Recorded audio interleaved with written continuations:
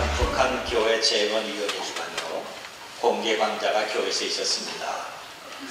제가 위원장으로 있을 때 1년에 한 번 정도 군부대를 방문하는 것으로는 안 되겠다 싶어서 탈북해서 정착한 사람 가운데서 이북의 실정을 폭로하면서 복음을 증거하는 강명도 교수와 송지영 총무를 모시고 공개 강좌를 했습니다.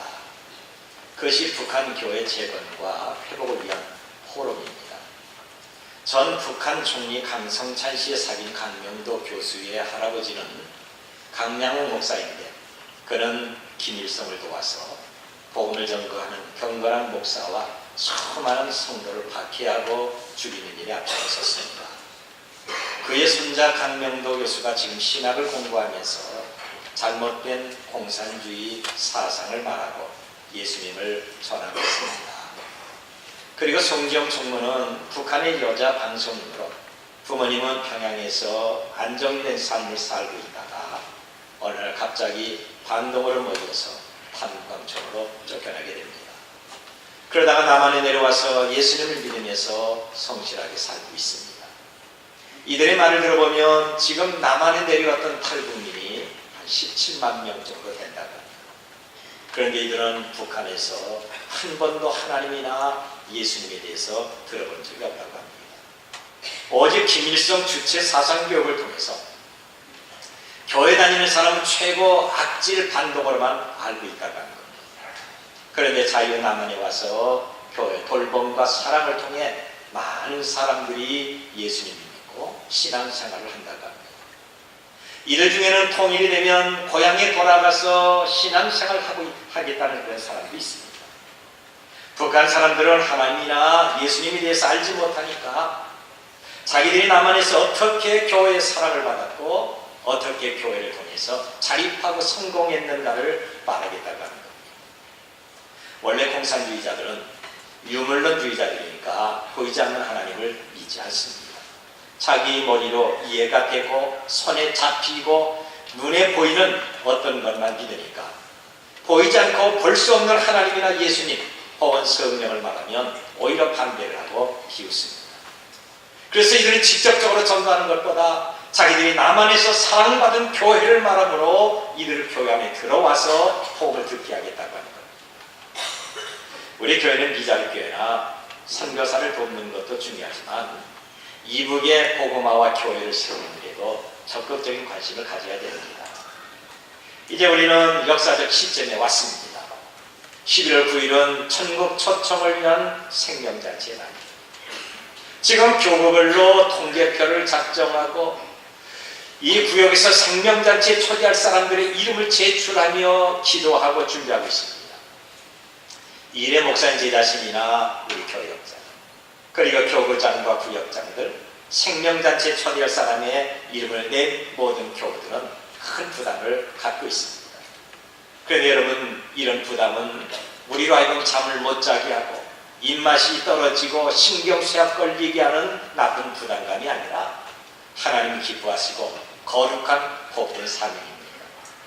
분명한 것은 생명잔치에 예수님이 도와주시고 성령이 역사하며 복음을 증가하는 우리에게는 영원토록 빛나는 별과 같은 복이 임하게 될 것입니다.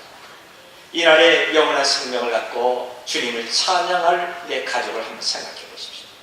지옥에서 천국으로 향하는 내 이웃들이 생겨나게 될 것입니다. 우리 바로 이런 꿈과 이런 소망과 이런 확신을 가져야 됩니다. 어떤 분은 아주 걱정스러운 표정으로 조용히 물어봅니다. 목사님, 어떻게 하면 효과적으로 전도할 수가 있습니까? 전도하는 특별한 비법이 있습니까? 저는 이 질문을 듣고 매우 기뻤습니다. 그분이 복음에 대해서 전혀 관심도 없다면 이런 질문조차 안 할 것입니다. 그런데 질문한 그분에게는 실망스럽게도 전도의 특별한 비법은 없습니다. 여러분 우리의 말과 내 능력으로 죽은 생명을 살리는 것이나 영생 주는 것이 아닙니다. 내 방법과 말과 지혜로 구원 줄 수 있는 방법은 아무것도 없어요. 생명은 주님이 주시는 것이고 성령께서는 이를 위해서 우리를 도와주시는 것입니다. 그러니까 담대한 마음을 가지고 예수님을 말하면 성령의 도심이 그 자리에 있는 거죠. 이것이 전도의 유일한 비법입니다. 그렇습니다. 사람의 말과 지혜로는 생명을 구원할 수가 없습니다. 1절 보면 형제들아 내가 너희에게 나아가 하나님의 증거를 전할 때 말과 지혜의 아름다운 것으로 아니하였나니 그랬습니다. 복음은 예수님과 십자가의 구원을 말하는 것이지 아름다운 지혜로 포장한 자기 말이 아닙니다. 이런 것들은 전도의 방해가 될 뿐입니다. 물론 우리는 사람을 찾아가서 만나고 그 사람에게 말을 해야 됩니다. 모든 그리스도인들은 사람을 만나는 것이 기쁘고 즐거워야 됩니다. 그런데 사람을 만나서 말을 잘한다고 해서 그가 복음을 받아들이는 것이 아닙니다. 내가 아무리 아나운서처럼 유창하게 말을 하고 좋은 말을 아무리 많이 해도 사람의 마음을 열고 구원받는 것은 성령의 능력으로 되는 것입니다. 예수님은 니고데모에게 사람이 물과 성령으로 나지 않으면 하나님 나라에 들어갈 수 없느니라. 육으로 난 것은 육이요 영으로 난 것은 영이라고 말씀했습니다. 여러분 만일 사람이 구원받는 것이 말과 지혜의 방법이라면 예수님은 니고데모에게 이렇게 말씀하셨을 거예요. 얘 니고데모야 너 잘 들어야 된다. 하나님 나라에 들어가는 구원은 인간의 말과 지혜로운 방법으로 되는 것이다. 그 외 다른 방법 없다. 그런데 정말 그렇습니까? 아닙니다. 예수님은 말씀하기를 사람이 물과 성령으로 되지 아니하면 하나님 나라에 들어갈 수가 없느니라. 육으로 난 것은 어디까지나 육이고 영으로 난 것은 어디까지나 영이고 이 육은 이 땅에 썩어 없어지는 것입니다. 육은 수시로 변하는 것으로 아무런 가치가 없는 것입니다. 육은 잠시 이 땅에 살다가 영원한 지옥에 들어갈 것입니다. 그런데 예수님 믿는 영은 죽지 않고 변하지 않고 영원한 천국에서 하나님을 지속적으로 찬양하는 축복입니다. 바로 이런 생명은 성령으로만 가능하다고 예수님은 말씀하셨습니다. 저에게는 충남 아산에서 개인 택시를 하는 친구 장로가 있습니다. 그 친구는 정말 고등학교 시절에 가깝게 지냈습니다. 제가 예수님을 간 믿었을 때 어느 날 그 친구에게 갑자기 전도할 생각이 났습니다. 시간을 내서 멀리 수색 산골짜기에 있는 그 친구를 만나서 내가 어떻게 예수님을 믿게 됐는가 장시간 설명을 했습니다. 나중에 생각하니까 복음도 아니고 그렇다고 간증도 아니었던 겁니다. 단지 이 친구가 흥미있고 재미있게 들어줌으로 교회 나갔으면 하는 생각뿐이었습니다. 당시에 잘 알지도 못하는 천국과 지옥을 내가 얘기했고 내가 어떻게 만났는가 그리고 어떻게 기도했는가 2시간 정도 이 친구를 앉혀놓고 얘기했어요. 예수를 믿고 전도하는 제 자신도 신나지만 제 말을 듣는 이 친구도 정말 재밌게 들었습니다. 그 친구와 저는 정말 막연한 사이였기 때문에 저에 대해서 모든 걸 알고 있었습니다. 제가 예수님 믿고 변하면서 교회 다니는 것도 알고 있었습니다. 주일에 만나자, 주일에 뭐 하자 하면 교회 다니까 안 된다 거절한 적이 한두 번이 아닙니다. 정말 제가 예수님 믿는 것을 이 친구가 인정했어요. 이날 친구를 전도한다고 2시간 정도 흥미있고 재미있게 말했을 때 그 결론은요 아주 싱겁게 끝났습니다. 야 훈지야 너나 잘 믿고 재미있게 교회 가라. 이것이 끝납니다. 얼마나 허망합니까? 그런데 10여 년 전에 그 친구를 만났습니다. 그 친구는 그동안 예수님 믿고 아산에 있는 조그만 구세군 교회 장로가 됐습니다. 깜짝 놀라서 야 네가 어떻게 예수님 믿고 장로가 됐냐 물으니까 자기가 택시에 탄 어떤 택시를 몰고 왔는데 자기 택시에 탔던 어떤 시골 할머니가 운전수 예수 믿어야 구원받아 세상에 믿을 것은 예수님밖에 없어 그리고 돈 주고 내리더라는 거죠. 그런데 이상하게 그날 밤에 자기 오지 않는다는 거죠. 눈을 떠서 천장을 바라보면서 아 친구가 목사인데 그 친구가 예수님 믿고 교회 다니라고 해서도 웃어버렸는데 이 할머니가 반말로 운전수 예수님 믿어야 구원받아 이 말에 왜 그렇게 가슴이 답답하겠는지 잠자지 못하다가요 다음날이 바로 주일이라 무작정 제일 가까운 교회로 나갔다고 합니다. 교회 나가서 보니까 그 할머니가 교회 맨 앞에 앉아서 기도하고 있다고 하는 것이죠. 여러분 제가 예수님 믿고 그 친구에게 복음을 증거할 때는 그래도 대학교를 졸업하고 명동에서 직장생활할 때입니다. 제가 아무리 무식해도 나이 많이 먹었던 시골 할머니보다는 더 많이 알고 있어요. 물론 그 할머니보다 더 말도 조리 있게 할 수가 있습니다. 그런데 그 친구를 앉혀놓고 2시간 동안 전도한다고 말했지만 그 친구를 웃어버리고 말았어요. 그런데 연세가 많으신 할머니는 아주 간단하게 운전수 예수님 믿어야 구원받아 하는 것으로 이 친구를 교회에 나가게 만들었습니다. 여러분, 그 이유가 뭔지 알아요? 생명 구원은 말로 하는 것이 아니라 성령의 도심을 하는 겁니다. 그때 저는 기도가 없었어요. 성령이 무엇인지 알지 못했습니다. 그래서 친구를 만나서 내 말만 했던 거죠. 그런데 시골 할머니는 전도를 위해서 기도한 다음에 성령의 도심을 받습니다. 저는 친구의 흥미를 끌기 위해서 재미있게 말을 단시간 했지만 할머니는 듣던지 안 듣던지 예수님을 말했다고 하는 거죠. 전도의 차이가 이렇게 클 수밖에 없는 것입니다. 2절 보니까 이렇습니다. 내가 너희 중에서 예수 그리스도와 그가 십자가에 못 박힌 것 외에는 아무것도 알지 아니하기로 작정하였습니다. 우리가 전할 복음은 예수님을 말하는 것입니다. 이분이 십자가에 달려 죽음으로 우리의 모든 죄를 사하시고 천국 가는 구원의 다리를 놓았다고 하는 거죠. 그래서 예수님이 만드셨던 구원의 다리를 믿음으로 건너가기만 하면 우리도 하나님 외로 천국 갈 수가 있다는 거죠. 이것이 복음입니다. 이런 복음에는 성령의 도우심이 있습니다. 저와 여러분이 예수님을 말할 천국잔치 초청자들에게 성령의 강력한 도우심이 있어지시길 바랍니다. 여러분, 우리가 천국 초청을 위한 생명잔치에 오라고 설득력 있게 말을 하고 사정을 한다고 그가 믿는 것이 아닙니다. 교회 나오면 한번 봐주는 겁니다. 체면상 나오는 거죠.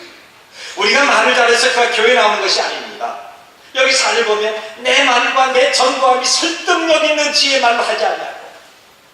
우리가 설득력 있게 말을 잘하고 지혜로운 말로 그를 감동시킨다고 그가 구원받는 것이 아닙니다. 성령께서 역사하셔야 교회 나오고 구원받습니다. 그래서 우리 책임을 하는 것도 없어요. 작정하고 기도하고 노력하는 걸로 끝나는 거죠. 그렇다고 해서 전도 대상을 만나지도 말고 말하지 말라고 하는 것이 아니죠.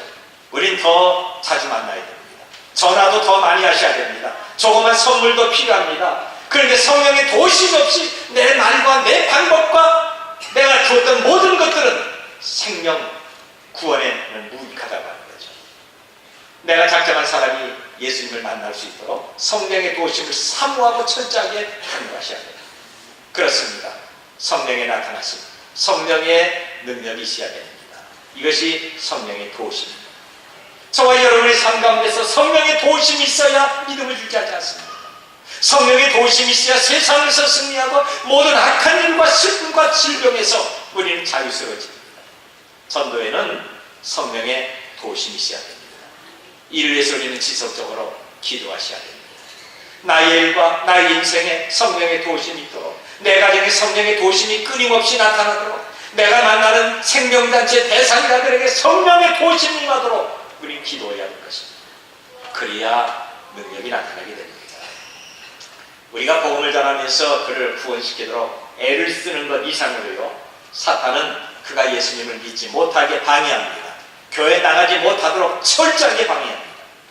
그러므로 내 힘과 내 방법이 아니라, 나의 말이 아니라 성령의 강력한 도우심이 나타나도록 우리는 기도해야 될 것입니다.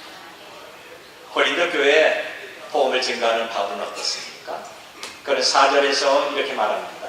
내 말과 내 전도하니 설득력 있는 지혜 말로 하지 아니하고 다만 성령의 나타나심과 능력을 하여. 사도 바울의 전도 방법은 자기 말과 경험이 아닙니다. 어떤 지식과 사도라고 하는 권위가 아닙니다. 성령의 나타나심과 능력으로 사람들을 만나고 예수님을 소개하고 믿게 만들었던 거죠. 5절 보니까 너의 믿음이 사람의 지혜에 있지 아니하고 다만 하나님의 능력에 있게 하려 하였노라 그랬습니다. 여기 4절과 5절에서 강조한 것이 두 가지가 있습니다. 먼저는 구원은 사람의 지혜가 아니라고 하는 거죠. 물론 우리는 지혜롭게 생각하고 지혜롭게 말하고 지혜롭게 살아야 됩니다. 교회 봉사도 지혜롭게 해야 됩니다. 바자회도 지혜롭게 해야 됩니다. 그런데 사람의 지혜는 영혼을 구원할 수가 없는 겁니다. 사도 바울은 죄인을 구원하는 것이나 우리가 믿음을 갖는 것은 사람의 지혜로 되는 것이 아니라고 강조하고 있습니다. 그리고 그 다음에 강조하는 것은 능력입니다. 성령의 나타나심과 하나님의 능력으로 우리가 예수님을 믿는 것이고 우리의 믿음을 유지하는 것이고 사람들을 구원시킬 수가 있다고 하는 겁니다. 여러분, 바로 구원을 받으셨습니까? 여러분이 구원받았으면 아멘 하십시다. 더 크게 아멘 합시다. 여러분은 나를 위해서 예수님께서 십자가에 달려 죽은 것을 믿고 있습니까? 제가 구원받은 것이나 예수님을 상세하게 설명하지도 않았고 십자가의 능력도 말하지 않았는데 우리는 아멘으로 신앙을 고백해야 되는 거죠. 이런 것들은 성령의 도심과 하나님의 능력이 아니면 할 수가 없는 거죠. 우리가 천국 초청잔치 대상을 초대할 대상을 찾아가서 하나님이 당신을 사랑하십니다, 예수님을 당신을 구원하기 위해서 십자가에 죽으셨습니다 라고 말한다면 물론 대다수의 사람은 귀를 막고 비웃겠지만 이런 단순한 복음에 아멘, 내가 예수님을 믿습니다 라고 고백하는 사람들이 나오게 될 것입니다. 사도 바울은 빌립보 감옥에 갇힌 다음에 간수에게 복음을 증거할 때 예수님에 대해서 길게 설명하지 않았습니다. 그는 십자가를 설명하면서 장황하게 말하지 않았습니다. 아주 단순하게 명료하게 주 예수를 믿어라, 그러면 너와 네 집이 구원을 받으리라고 했습니다. 그러자 성령이 나타나심과 도우심으로 간수가 그 자리에 무릎 꿇고 주님을 영접했습니다. 이것이 하나님의 능력입니다. 여러분, 너무 단순하지 않아요? 너무 쉬워서 안 된다고 하는 것입니까? 제 친구 장로는 2시간씩이나 말해도 됐다 이제 그만두자 하면서 웃었습니다. 그런데 시골 할머니는 예수 믿어야 구원받아, 이 한마디로 그 친구는 지금 장로가 됐습니다. 우리 가운데요, 그래도 말은 잘해야지 않아서 말 못하는 것을 두려워하는 분이 있습니까? 저 사람이 나를 어떻게 생각할까? 내가 말하면 비웃지 않을까? 혹시 거절하면 무안해서 어떻게 하지? 이런 것들은요, 사탄이 주는 마음입니다. 성령이 주시는 마음은 담대하라, 내가 너와 함께한다, 내가 너를 도와주겠다고 하는 것입니다. 지금도 저와 여러분을 보면서 바로 성령께서 이렇게 말씀하십니다. 너 가라, 그리고 만나라, 내가 너를 반드시 도와줄 것이다. 믿으시길 바랍니다. 로마서 1장 16절의 말씀을 보면 내가 복음을 부끄러워하지 아니하노니 이 복음은 모든 사람들에게 구원을 주시는 하나님의 능력이 됩니다. 먼저는 유대인이요 그리고 헬라인에게로다 그랬습니다. 여러분, 사도 바울이 왜 복음과 복음자라는 것을 부끄러워하지 않았습니까? 자기가 예수님을 믿으라고 하는 것이 바로 하나님의 능력이 되는 것이고 자기가 전한 복음을 믿음으로 받으면 영원한 구원을 받기 때문에 그런 것입니다. 예수님을 말씀하시기를 사람의 생명이 천하보다 귀하다고 하셨습니다. 마태복음 16장 26절 보면 사람이 만일 온 천하를 얻고도 제 목숨을 잃으면 무엇이 유익하리요? 사람이 무엇을 주고 제 목숨과 바꾸겠느냐 그랬습니다. 세상의 모든 것 다 가져도 자기 생명을 잃어버리면 다 잃어버립니다. 내가 세상의 부귀 영화를 갖고 세상의 명예를 갖고 세상의 행복을 갖고 누려도 그 사람이 죽으면 모든 것 다 놓고 가는 불쌍한 인생들이 오히려 영원한 지옥에서 고통을 받습니다. 이를 갈면서 내가 왜 구원을 주시는 예수님을 믿지 않았을까? 그리고 통곡하게 될 것입니다. 왜 나에게 예수님 믿고 구원받으라는 사람이 없지? 왜 나에게 말을 하지 않았지? 그러면서 원망할 거예요.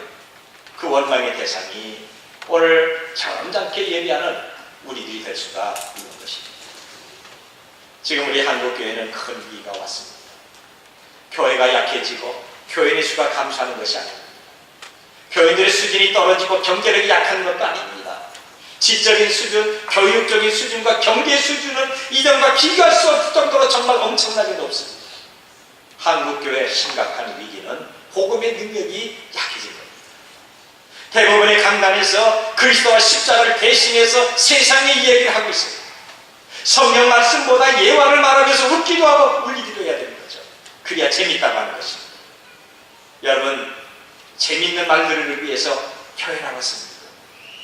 물론 슬픈 이야기 들을 때는 눈물을 흘려야 됩니다. 웃은 얘기할 때는 정말 속이 시원할 정도로 크게 웃어야 됩니다. 그런데 여기에도 십자가와 예수님 빠지면 소용이 없습니다. 오늘 저와 여러분에게 필요한 것은 웃기는 말과 슬픈 얘기가 아니라 복음을 말하고 복음을 듣는 것이 필요합니다. 복음이 우리를 구원합니다. 복음이 우리의 영혼을 강하게 하고 십자가의 복음이 우리를 승리하는 성도로 만드는 거죠. 그런데 불행하게도 한국교회는 점점 복음이 약해져요. 교회 다니면서 목사를 개그맨 취급하고 웃겨달라고 하는 거죠. 재미있는 얘기를 요구하고 있습니다. 짧게 얘기하고 있어요. 그래야 지루하지 않고 설교 시간에 졸지 않는다고 하는 거예요. 교회라도 가서 마음껏 웃고 울어야 속이 시원하다고 하는 거죠. 그래서 많은 교회가 그리스도와 십자가를 설교하는 것보다 교인들의 요구를 들어주거나 그의 마음을 달래주는 설교를 합니다. 그 결과 어떻습니까? 죄와 불의를 회개하지 않습니다. 한국교회가 세상의 지탄을 받고 삶에서 짓눌려도 회개하지 않아요. 반성도 없습니다. 마음이 아파하지도 않습니다. 악을 행해도 양심에 아픔이 없어요. 세상의 즐거움으로 지금 판자의 자리에 내려가도 이것이 성령이 주시는 행복과 기쁨으로 착각하고 있다고 하는 거죠. 목사가 회개를 설교하고 성경대로만 하면 마음이 굳어져서 설교 못하는 목사라고 비난하고 있습니다. 그래서 목사가 교인들의 눈치를 보고 있습니다. 이것이 한국교회의 위신입니다. 여러분이 저에게 요구하는 것은요, 성경을 성경답게만 설교해달라고 하셔야 됩니다. 이를 위해서 기도도 하셔야 됩니다. 사도 바울은 말하기를 내가 이제 사람에게 기쁘게 사람을 좋게 하랴 하나님을 좋게 하랴 내가 사람을 기쁘게 하랴 내가 지금까지 사람의 기쁨을 구하였다면 그리스도의 종이 아니라고 간증하고 있습니다. 그렇습니다. 저와 여러분이 하나님을 좋게 해야 됩니다. 사람을 즐겁게 하지 마십시오. 우리는 하나님 중심으로 하나님을 심히 좋게 하면서 하나님 앞에 무한한 영광을 돌려야 되는 것입니다. 우리의 삶이 하나님을 좋게 할 때 성령의 도우심으로 복음의 열매를 맺게 되는 것입니다. 제가 존경했던 오카노 목사님의 책을 읽었는데 짤막한 이름 글이 있습니다. 자기 교회 다니는 어떤 사람이요, 지금까지 많은 사람들에게 전도를 받아왔지만 그때마다 마음에 별 감동이 없었습니다. 오히려 전도자를 만날 때 짜증이 나서 화를 내고 싸웠다고 하는 거죠. 그런데 어느 날 어떤 집사님이 전하는 복음 그 전도지를 받고서 이상하게 마음이 뜨거워지고 교회 가고 싶은 마음이 생기더라고요. 전도지 받고 이 전도지 내용을 읽어보지도 않았는데 받는 순간 마음이 뜨거워졌다는 거죠. 그래서 집사님을 따라 교회 가서 예배하고 마침내 그 교회에 일꾼이 됐다고 하는 거죠. 여러분, 이것이 성령의 도우심입니다. 어떻게 이런 일을 조작할 수가 있겠어요? 이것은 사람에게 보여주기 위해서 쇼를 하는 것이 아닙니다. 진실로 예수님을 영접한 사람은 누구나 경험할 수 있는 아주 신령한 하나님의 은혜입니다. 성령의 도우심으로 가능한 것입니다. 오늘 우리가 천국 초청 대상자를 위해서 기도하고 사람을 만납니다. 물론 마음이 두근거릴 거예요. 그러면서 예수님에 대해서 말합니다. 장황하고 길게 말하는 것이 아니라 믿음으로 말만 한다면 이상하게 이 사람이 하는 말이 힘입니다. 여기에는 무언가 있다. 그러니까 이렇게 확신이 있지 않는다. 지금 이 사람은 하나님의 말씀을 하는 것이다. 그리고 마음을 열게 되는 겁니다. 이것이 성령의 도우심입니다. 우리가 하는 일에는 성령의 도우심이 확실히 있습니다. 두려워하지 마십시오. 미리 걱정하지 마십시오. 고린도전서 2장 21절 보니까 하나님의 지혜에 있어서는 이 세상이 자기 지혜로 하나님을 알지 못하므로 하나님께서 전도에 미련한 것으로 믿는 자들을 구원하시기를 기뻐하셨다고 했어요. 내 지혜로 하나님을 알지 못해요. 그래서 하나님은 전도라고 하는 것을 통해서 사람을 구원시키는 겁니다. 그런데 사람은 어떻습니까? 우리가 전도할 때 어리석다, 미련하다, 시간이 남아 돌아간다, 쓸데없다 라고 합니다. 그런데 하나님은 사람들이 미련하다고 하는 그것으로 구원의 도구를 삼으시고 기뻐하십니다. 그것이 전도입니다. 우리가 거리를 지나가면서 보면 종종 전도지를 나눠주는 사람을 봅니다. 그런데 반면에 주변에는 버려진 전도지가 있고 사람들이 밟고 지나가는 것도 봅니다. 이것을 보면서 이런 시대에 저런 종이를 나눠준다고 과연 사람들이 예수님을 믿을까라고 생각하죠. 그런데 여러분, 이것은 자기 생각입니다. 버스 정류장, 지하철, 병원, 학교 앞, 대형마트, 공장과 공원과 운동장, 그리고 지나가는 사람들에게 나눠주는 전도지 한 장이 그 사람의 영혼을 바꿔놓을 수가 있는 것입니다. 우리는 부지런히 다니면서 만나야 되고 말해야 되고 나눠주는 사람이 되도록 하십시오. 정말 놀라운 일이 일어나게 될 것입니다. 정말 세상 사람들이 우습게 보는 십자가, 세상 사람들이 가볍게 취급하는 전도지, 할 일이 없어 돌아다니면서 예수님을 믿으라고 말하는 어리석은 교인들을 보면서 저는 웃습니다. 그런데 우리가 다니면서 전도지를 나눠주고 땀을 흘리며 돌아다니면서 커피 타주고 음식을 만들어주면서 예수님을 말합니다. 이 시대에 어울리지 않는 어리석은 전도 방법 같습니다. 그러나 그 속에는 성령의 도우심과 능력이 있는 것입니다. 어느 궁궐에 아주 맛있는 과일이 주렁주렁 열리는 아주 신기한 나무가 한 그루 있습니다. 이 과일이 너무 귀해서 왕은 아무도 따지 못하도록 취하로 지키기를 원했습니다. 그래서 두 사람의 경비병을 채우는데 이상하게 한 사람은 전혀 앞을 볼 수가 없는 맹인이었고 또 한 사람은 키가 아주 작은 난쟁이였습니다. 왕이 신체가 좋은 사람이 아니라 이런 사람을 경비로 채용한 것은 맹인이 돼야 과일이 어디 있는지 볼 수 없기 때문에, 그리고 키가 작아야 나무에 올라가서 딸 수가 없기 때문에 두 사람을 채용했습니다.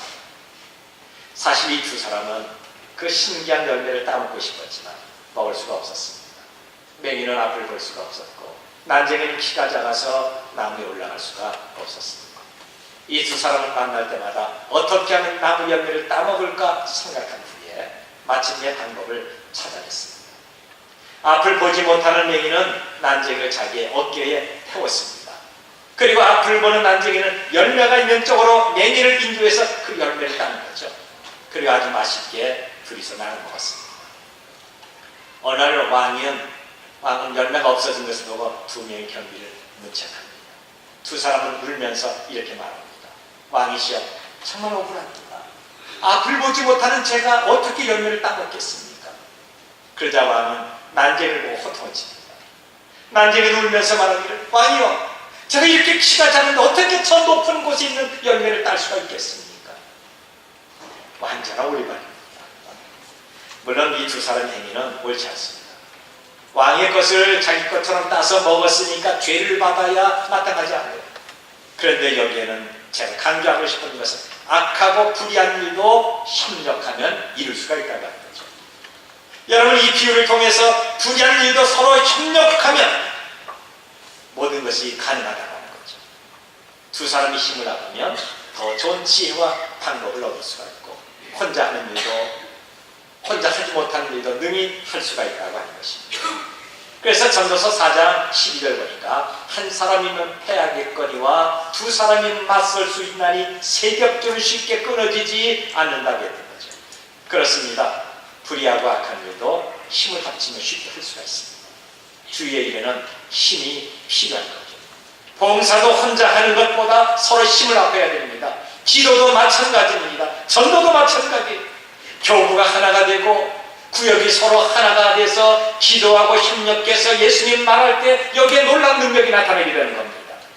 특별히 주의 성령의 도심과 하나님의 능력으로 소망할 때 정말 놀라운 일들이 우리 가운데 주어지게 될 것입니다. 이번 천국 초청을 위한 생명잔치에 성령의 강력한 도심이 있어질 줄로 믿습니다.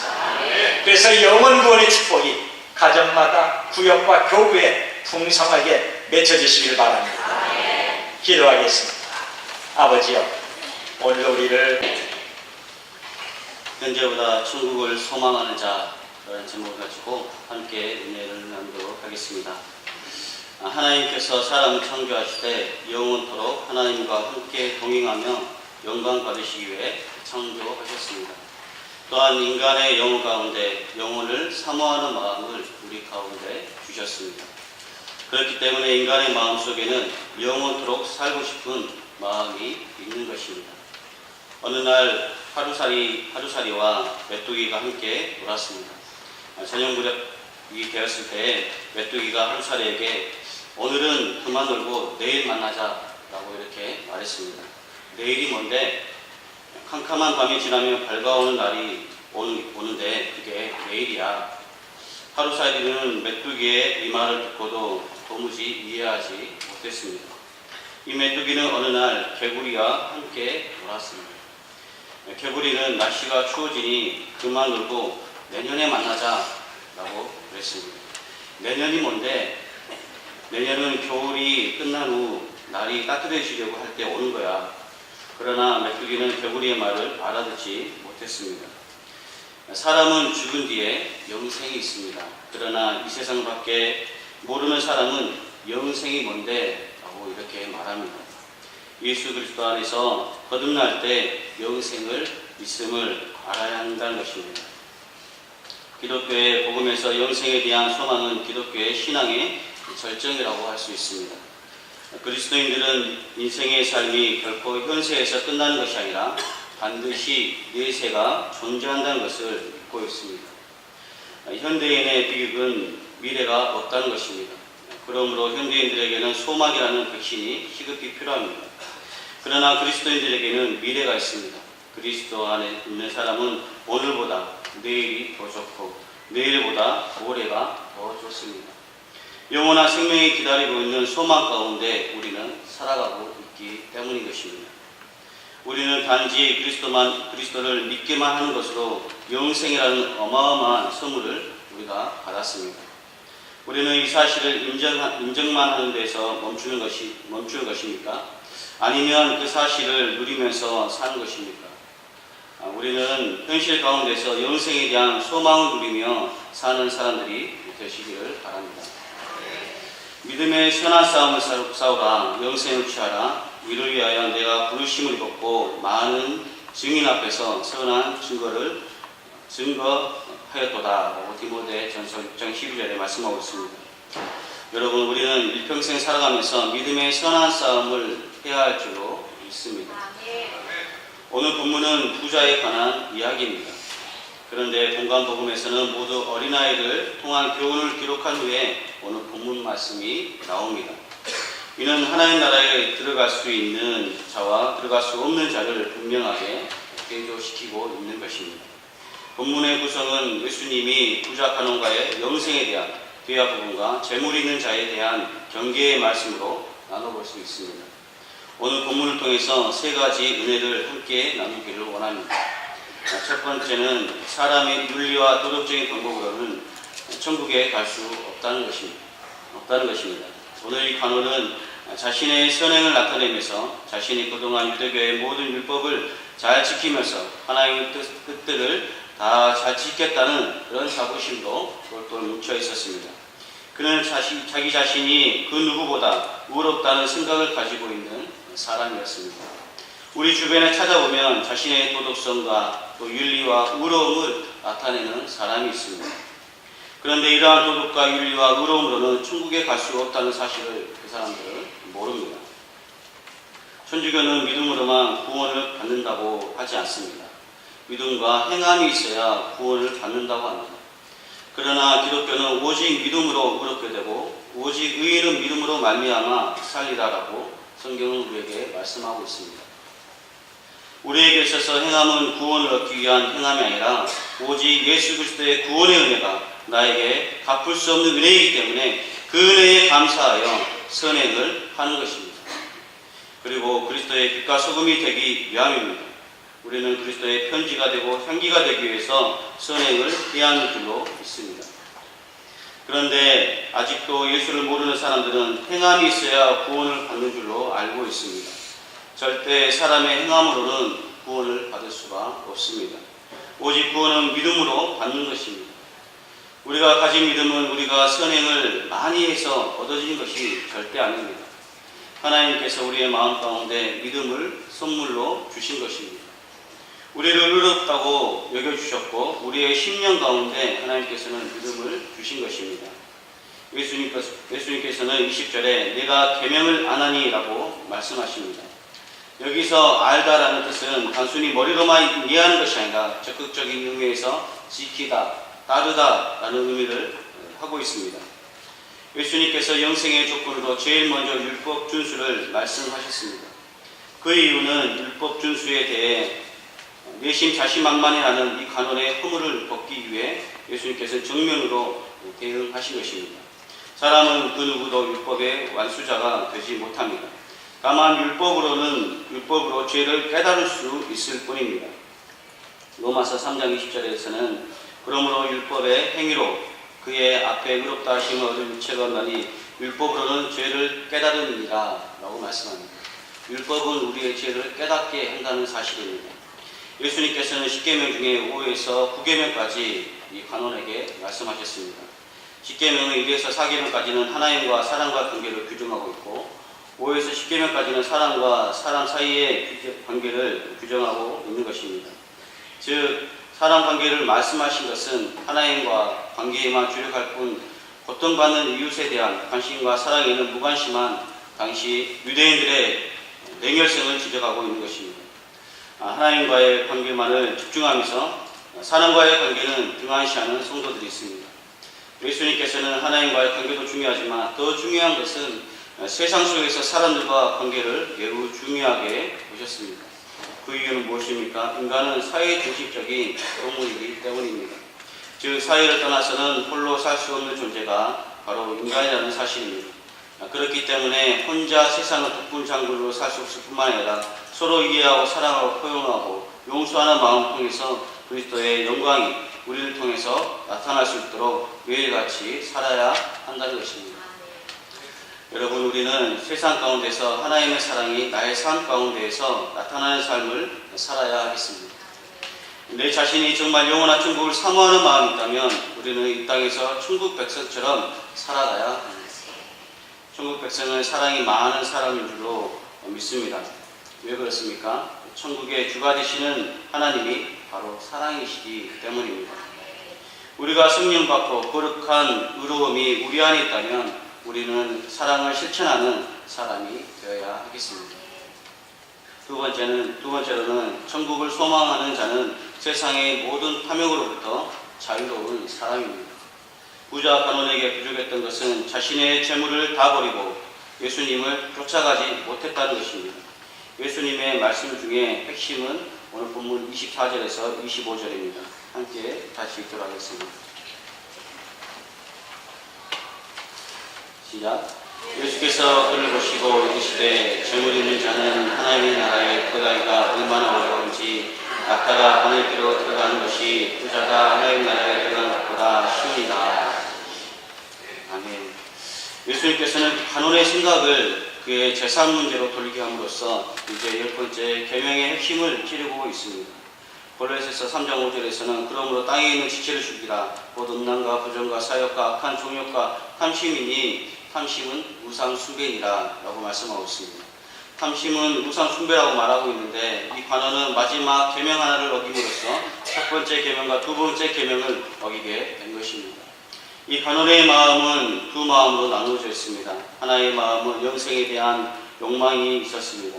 다른 하나의 마음은 세속적인 탐욕이었습니다. 예수님께서는 두 마음을 품고 있는 관원의 마음을 아셨던 것입니다. 예수 그리스도의 참된 제자가 되기 위해서는 세상의 마음을 두면서 하나님을 섬기는 사람은 참된 그리스도의 제자가 될 수 없다는 것을 오늘 본문을 통해서 예수님께서 말씀하신 것입니다. 온전한 그리스도의 제자가 되기 위해서는 세상의 마음을 버리고 온전히 그리스도만을 바라보는 사람이 되어야 합니다. 그리스도께서 세상을 보지 않고 우리를 위해 골고다 언덕길 죽음의 길을 걸으셔서 우리를 위해서 아낌없이 자신을 내어주셨기 때문입니다. 누가복음 14장 33절에서는 이와 같이 너희 중에 누구든지 자기 모든 소유를 버리지 아니하면 능히 내 제자가 되지 못하리라 라고 말씀합니다. 그리스도의 제자가 된다고 하는 것은 예수님께서 청빈한 삶을 사셨고 가난하고 굶주리고 헐벗고 병들고 약한 자들의 편에서 함께 웃고 함께 울고 함께 사셨던 것과 같이 우리들도 이 사회에 병들고 어렵고 가난하고 힘들게 사는 그들에게 복음을 전하여 참된 예수 그리스도를 만날 수 있는 통로의 역할을 해야 한다는 것입니다. 그뿐 아니라 하나님을 만나게 하는 길, 또 안내자로서 역할을 다하며 나의 인생과 삶이 온전한 그리스도의 모습을 닮아갈 수 있도록 하나님께 나의 삶을 의탁하고 성령님의 인도함을 받는 삶을 사는 것인 줄로 믿습니다. 재물이 많은 관원은 심히 근심하였습니다.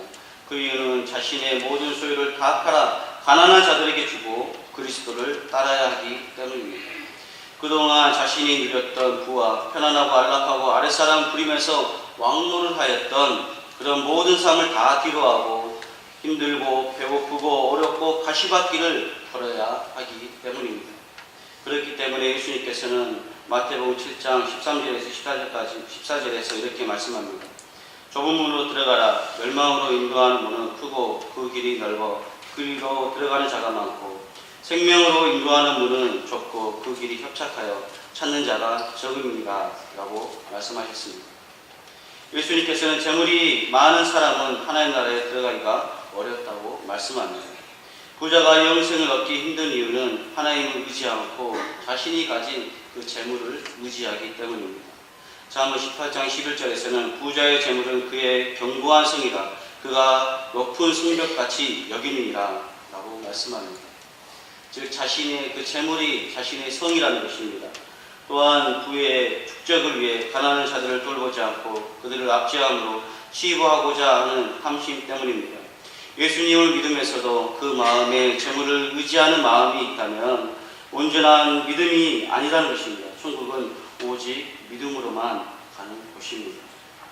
요한일서 3장 17절은 누가 이 세상의 재물을 가지고 형제의 궁핍함 보고도 도와줄 마음을 받으면 하나님의 사랑이 어찌 그 속에 거하겠느냐라고 말씀합니다.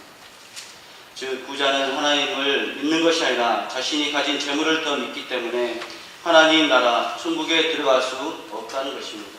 세상 것을 버리지 않고서는 하나님 나라를 기업으로 물려받을 수 없음을 강조하고 있는 것입니다. 세 번째는 천국을 소망하는 자는 세상에 미련을 두지 않습니다. 그렇습니다. 하나님 나라를 기업으로 바라보는 자는 세상의 것에 마음에 두지 않는 사람입니다. 세상의 것은 언젠가 다 사라지고 없어질 존재들이기 때문입니다. 본문 26절에서 30절까지 보면 듣는 자들이 이르되 그런즉 누가 구원을 얻을 수 있나이까 이르시되 무릇 사람이 할 수 없는 것을 하나님은 할 수 있느니라. 베드로가 여짜오되 보옵소서 우리가 우리의 것을 다 버리고 주를 따랐나이다. 이르시되 내가 진실로 너에게 이르노니 하나님의 나라를 위하여 집이나 아내나 형제나 부모나 자녀를 버린 자는 현세의 여러 배를 받고 내세의 영생을 받지 못할 자가 없느니라 하시리라 라고 말씀합니다. 제자들은 예수님에게 이렇게 하나님 나라에 들어가기가 어려운데 누가 들어갈 수 있느냐고 물어봅니다. 즉 구원을 얻기란 불가능한 일이 아닌가 라고 제자들은 그렇게 생각하면서 예수님께 물어본 것입니다. 이렇게 말한 이유는 낙타가 바늘귀로 들어가는 일은 불가능한 일이라고 그들은 보았기 때문입니다. 예수님께서는 이 간원에게 율법의 사람의 의지로 지킬 수 있는 것이 아님을 가르치셨습니다.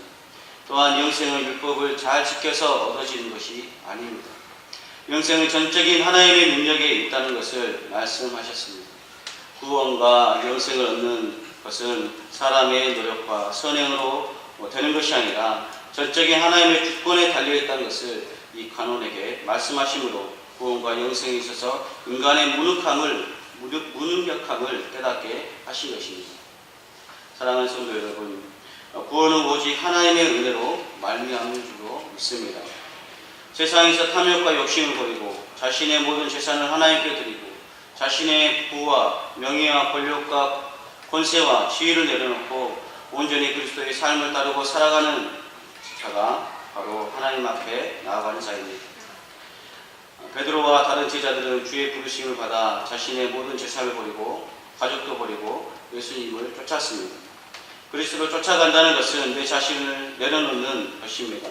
욕심을 내려놓는 것입니다. 나의 잘못된 버릇과 습관들을 고치고 주님이 원하시는 말과 행동과 모습을 하는 것입니다. 남을 용서하고 서로 사랑하고 이해하고 포용하고 수용하는 것입니다. 죽기까지 순종하신 그리스도의 모습을 따라 내 자아를 십자가에 못 박고 내 겉사람 죽고 속사람이 날로 새로워져서 그리스도의 겸손한 모습을 닮아가는 것입니다. 하나님은 겸손한 자를 사랑하시고 교만한 자를 대적하시는 줄로 믿습니다. 우리 모두 그리스도의 모습과 같이 겸손함으로 서로를 사랑하는 성도님들이 되시기를 바랍니다. 하나님 나라의 상급은 이 세상의 상급과 다른 줄로 믿습니다. 세상에서 잘해서 받는 상급은 그 일에 대한 약간의 보상일 뿐이지만 하나님 나라의 상급은 30배, 60배, 100배로 우리에게 주실 줄로 믿습니다. 이러한 상급을 받는 자의 조건에 대해서 마지막에 말씀하고 있습니다. 첫 번째는 하나님 나라를 위하는 자라는 것입니다. 둘째는 아내나 형제나 부모나 자녀를 버린 자라는 것입니다. 즉 나와 관계된 혈육보다 하나님을 더 사랑하는 자라야 한다는 것입니다. 이 말씀은 정말로 의절하라는 말씀이 아닙니다. 내 부모 형제나 아내가 예수를 믿지 않는다면 그들과 함께하면서 우리는 복음을 전해야 합니다. 그리고 부모에게 또한 효도도 해야 합니다. 형제와 자매가 사이가 좋지 않는다면 좋은 관계로 만들기 위해 지혜를 발휘해야 합니다. 5에서 10계명은 사랑과 관계를 지키라고 말씀하신 명령들이 있기 때문입니다. 부모나 형제나 아내를 버리라는 것은 그만큼 주의를 하기 위해서 세상적인 모든 것을 다 하나님께 맡겨버리고 오직 하나님의 나라와 복음을 위해서 매진하면 하나님께서 모든 것을 다 책임져 주시겠다는 말씀인 줄로 믿습니다. 하나님 나라를 위한다는 것은 복음을 위해 내 자신이 조금 손해 보더라도 감사함으로 이기고 순종함으로 감당하는 일들인 줄로 믿습니다.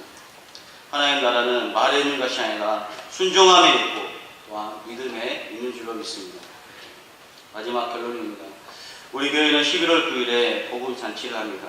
복음을 위해서 사는 것은 내 자신을 희생하지 않고서는 할 수 없습니다. 또한 헌신하지 않고서는 할 수 없습니다. 봉사하지 않고서는 할 수 없습니다. 주님이 나에게 주신 물질을 주님을 위해 쓰지 않고서는 할 수 없는 것입니다. 주를 위해 희생하고 헌신하고 봉사하고 물질을 사용하면 하나님께서 현세에도 여러 배 복을 받게 하시고 내세에서도 영원한 천국을 기업으로 물려받아 많은 천국 백성들 앞에 영광의 자리에 오르게 하실 줄 믿습니다. 하나님께서는 오늘 본문 말씀에서 마지막 절에 현세에 여러 배를 받겠다라고 말씀합니다. 주를 위해서 희생하고 봉사하고 수고할 자들에게 그냥 하나님께서 공짜로 부리지 아니하시고 그들에게 반드시 복으로 허락해 주시겠다, 물질로 주시겠다, 건강으로 주시겠다, 믿음으로 주시겠다라고 우리에게 약속하고 있는 것입니다. 또한 이뿐만 아니라 하늘나라에서 이렇게 충성하는 자에게 영광의 자리에 오르게 만들어 주겠다라고 우리에게 본문 말씀을 통해서 약속하고 있는 것입니다. 사랑하는 성도 여러분, 하나님 앞에 헌신하고 수고하고 봉사하는 것들, 때로 손해보는 것들, 그러한 것들 하나님 앞에 감사함으로 여기시면서 인내하시면서 온유함으로 감당하시면 하나님께서 여러분의 삶 가운데 또한 자녀 가운데 손주들 가운데 충만한 하나님의 복과 은혜가 임할 줄로 믿습니다. 기도하겠습니다. 자비로우시고 은혜로우신 하나님 감사합니다. 하나님 저희가 무엇이